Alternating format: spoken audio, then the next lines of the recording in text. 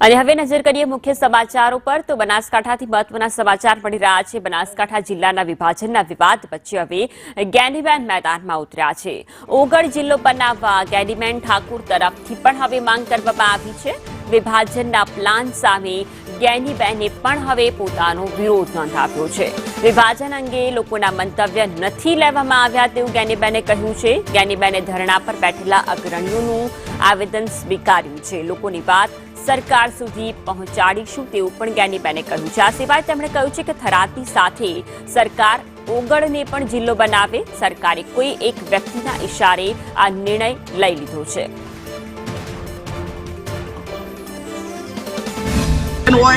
તો સ્થાનિક લોકોને સ્થાનિક પ્રજાના પ્રતિનિધિઓને સાંભળીને ભૌગોલિક દ્રષ્ટિએ અને એમને વિશ્વાસમાં લઈને નિર્ણય લીધો હોત તો અત્યારે આંદોલન કે આજે ધાનેરા નારાજ, કાંકરેજ નારાજ, દિયોદર નારાજ, 8માંથી 4 જેટલા તાલુકાઓ વિધાનસભાઓ આખી નારાજ હોય ત્યારે સરકારે લોકશાહીની અંદર એમને સાંભળવા પડે। આજે માજી ધારાસભ્ય સાહેબ છે, આ જિલ્લાના પ્રતિનિધિઓ છે, એમને મને આવેદનપત્ર લેવા માટે બોલાવી છે।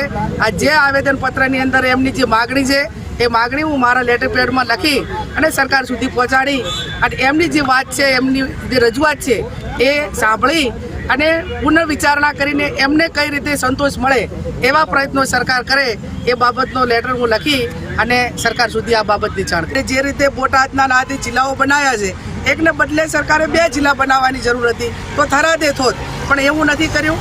માત્ર ને માત્ર એક વ્યક્તિના અહમ અને એક વ્યક્તિના નિર્ણય માટે કરીને આખા જિલ્લાને ખેદન મેદન કરીને જે લોકોની લાગણી હતી એ લોકોની લાગણીને ગ્રાહ્ય રાખી નથી।